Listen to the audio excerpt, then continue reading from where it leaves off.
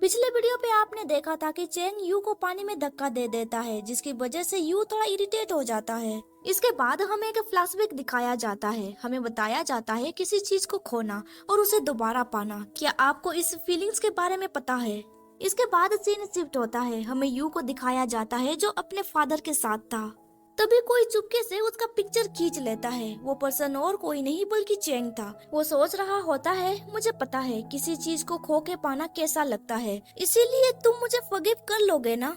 इसके बाद scene present में शिफ्ट होता है। अभी यू पानी के गहराई में जा रहा होता है। तभी वहाँ पे कुछ तो नोटिस करता है। वो सोचने लगता है ये क्या है। में दिखाया जाता है चेंग भी पानी के अंदर कूद चुका था। वो यू को देख के स्माइल कर रहा होता है। चेंग उसे इशारा से कहता है तुम यहाँ पे सांस ले सकते हो। देन चेंग उसे उस जगह की तरफ आगे बढ़ने के लिए कहता है। चेंग उस चीज के अंदर अपना हाथ घुसाता है, जिसकी वजह से उसने अब तक जितने भी इविल स्पिरिट को कैप्चर किया था वो सारे स्पिरिट उस चीज के अंदर जाने लगते हैं एंड देन वो धीरे धीरे करके डिसअपियर हो जाते हैं। ये देख के यू को याद आता है एक बार चेंग ने कहा था जो भी इविल स्पिरिट ह्यूमंस को खा लेते हैं उन्हें सील करके हमेशा के लिए रख दिया जाता है। वो सोच रहा होता है मैंने जो इमेजिन किया था ये उससे अलग है। तभी चेंग उसे इशारा देते हुए कहता है तुम्हें भी अपना हाथ अंदर डालना होगा। यू भी अपना हाथ अंदर डालता है पर उसके हाथों में से इविल स्पिरिट बाहर नहीं निकलती है। ये देख के यू हैरान में पड़ जाता है। देन वो चेंग को देखते हुए सोचने लगता है आखिर ये सब क्या चल रहा है। देन चेंग उसे वापस ऊपर चलने के लिए कहता है। कुछ देर के बाद हमें दिखाया जाता है वो दोनों पानी के किनारे बैठे हुए थे। यू कहता है मेरे हाथों से इविल स्पिरिट बाहर क्यों नहीं निकली। चेंग कहता है शायद ऐसा हो सकता है कि वो बाहर आना नहीं चाहता है। देन वो आगे कहता है एक इविल स्पिरिट अपनी इच्छा से ही एक्सोर्सिस्ट के बॉडी से बाहर निकल सकता है, तुम अगली बार फिर से ट्राई करना। ये सुन के यू कोई भी रिप्लाई नहीं देता है। कुछ देर के बाद हमें दिखाया जाता है वो दोनों अभी साथ में सो रहे थे, पर चेंग को नींद नहीं आ रहा था। वो अपना फोटो फ्रेम लेके पीछे का ढक्कन हटाता है। वहाँ पे उसने यू का बचपन का फोटो रखा हुआ था। तभी उसे याद आता है यू ने कहा था क्या तुम्हें पता है किसी चीज को खो के फिर से पाना कैसा लगता है। देन हमें बताया जाता है जब यू के हाथों से इविल स्पिरिट बाहर नहीं निकली तब चेंग भी हैरान में पड़ गया था। देन चेंग यू को देखते हुए सोचने लगता है तुम मुझे माफ कर दोगे ना। इसके बाद हमें सुबह का सीन दिखाया जाता है। अभी यू किसी का घर का दरवाजा खटखटा रहा था। कोई रिस्पॉन्स ना मिलने की वजह से चेंग कहता है शायद सब लोगों को खा लिया गया है। देन चेंग दरवाजे के करीब जाता है और उसे कॉल देता है। ये देख के यू हैरान में पड़ जाता है। उसे पूछता है तुमने ये कैसे किया। ये सुन के चेंग दरवाजा को फिर से बंद कर देता है और उससे कहता है मैं तुम्हें सिखा सकता हूँ। चेंग उसे स्पिन के जरिए दरवाजा खोलने की टेक्निक सिखा रहा होता है, पर इस दौरान चेंग उसके साथ फ्लर्ट भी कर रहा होता है। इसीलिए यू उसे गुस्से से कहता है क्या तुम मरना चाहते हो। ये सुन के चेंग उससे दूर हट जाता है और घबराते हुए टेक्निक सिखाने लगता है। कुछ देर के बाद यू दरवाजा खोलने में कामयाब हो जाता है। चेंग कहता है तुम क्या सोचते हो, क्या तुम्हें नहीं लगता तुम्हें मुझे टीचर कहना चाहिए। पर तभी एक आंटी उसके ऊपर फायर एक्सटिंग्विशर स्प्रे कर देती है। कुछ देर के बाद हमें दिखाया जाता है चेंग और यू उस आंटी के साथ बैठे हुए थे। आंटी कहती है मुझे माफ कर देना, मुझे लगा कि तुम लोग बुरे आदमी हो। वैसे देखा जाए तो हंगशुए रिसर्चर इंस्टीट्यूट से कुछ लोग यहाँ पे आए थे। चेंग अपना फेस वाइप करते हुए कहता है हम लोग रूटीन इंक्वायरी के लिए आए थे। यू कहता है आपके फैमिली कहाँ गए। आंटी कहती है मुझे नहीं पता वो कहाँ चले गए। देन वो आगे कहती है जब वो शॉपिंग करके घर वापस आई तब उसके घर पे कोई नहीं था। उस दिन के बाद से होंगशु कभी भी वापस नहीं आया। टेबल के ऊपर फोन देख के चेंग पूछता है क्या ये दोनों फोन्स आपके हैं। आंटी कहती है हाँ ये दोनों फोन्स मेरे हैं, मैं एक फोन को वर्क प्लेस पे यूज करती हूँ। ये सुन के चेंग पूछता है अब क्या काम करती है। आंटी कहती है वो मैं सामान बेचती हूँ कम्युनिटी ग्रुप से खरीद के। ये सुन के चेंग कोई भी रिप्लाई नहीं देता है। कुछ देर के बाद हमें दिखाया जाता है वो दोनों वापस जा रहे होते हैं। आंटी विंडो के जरिए उन्हें जाते हुए देख रही थी। तभी एक पर्सन उनसे कहता है मॉम आपने अच्छा काम किया। आंटी कहती है तुम कौन हो। उसका बेटा अपनी मॉम से फोन ले लेता है जो कि उसका फादर का था।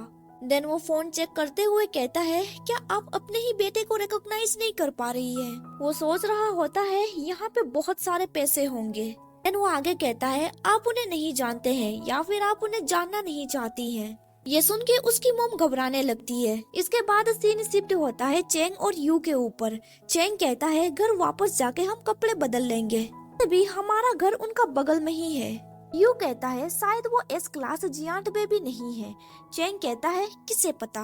देन वो अपना लॉलीपॉप यू को खिलाते हुए कहता है after all S class giant baby जिन लोगों को खा जाती है वो उनका शक्ल ले लेती है।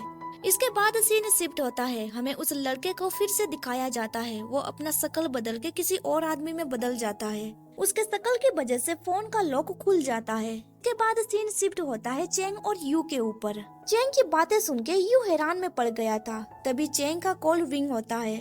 चैंग उस पर्सन का कॉल रिसीव करता है। बातचीत खत्म करने के बाद वो यू से कहता है रिस्टोरेशन टीम ने कंफर्म किया कि हैंगशू की मदर अभी डोरमेंट स्टेज में है। पैर का आधा टुकड़ा जो स्टेयर से नीचे गिर गया था जियांट बेबी के साथ, वो उसके फादर का था। इसीलिए एस क्लास जियांट बेबी वो हाई स्कूल स्टूडेंट है।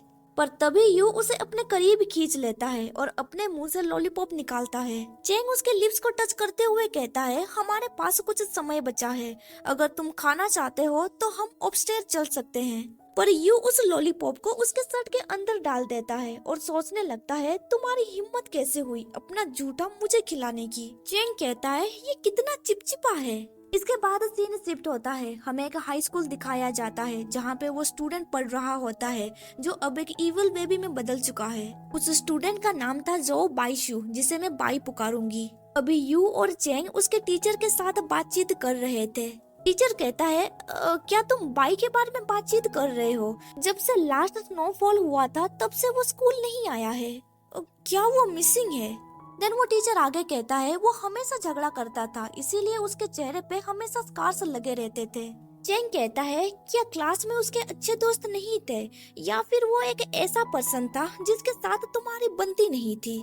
ये सुन के टीचर शौक में पड़ जाता है। एक फ्लैशबैक में हमें दिखाया जाता है, एक बार टीचर उसे चिल्लाते हुए कहते हैं तुम्हें उससे माफी मांगनी होगी, क्या तुमने सुना मैंने क्या कहा?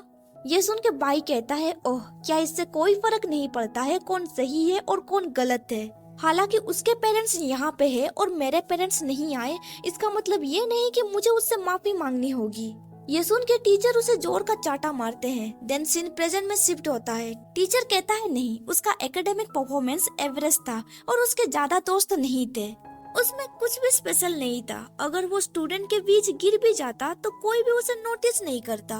ये सुन के चैंग विंडो से नीचे देखते हुए कहता है क्या कोई भी उसे नोटिस नहीं करता? क्या उनकी आंखें नहीं थी? टीचर कोई भी रिप्लाई नहीं दे पाता है। कुछ देर के बाद हमें दिखाया जाता है चैंग और यू वहाँ से जा रहे होते हैं। एक लेडी कहती है क्या वो स्ट्रीट गैंगस्टर है? टीचर कहता है वो RSI के लोग हैं। कुछ देर के बाद हमें दिखाया जाता है यू और चैंग स्टूडेंट सुपरमार्केट पे थे। यू कहता है चाहे वो टीचर हो या फिर उसकी मदर, ऐसा लग रहा है वो लोग हमसे कुछ तो छुपा रहे हैं। चैंग कहता है बाई की मदर के पास 2 फोन्स थे, उनमें से एक फोन ऑब्वियसली उस आदमी का है, पर उन्होंने कहा कि वो दोनों उनके फोन्स हैं। इसके बाद सीन शिफ्ट होता है बाई की मदर के ऊपर। अभी वो बहुत ही ज्यादा घबराई हुई थी। बाई कहता है मैंने आपका डेट ऑफ बर्थ यहाँ पे पासवर्ड सेट कर दिया है।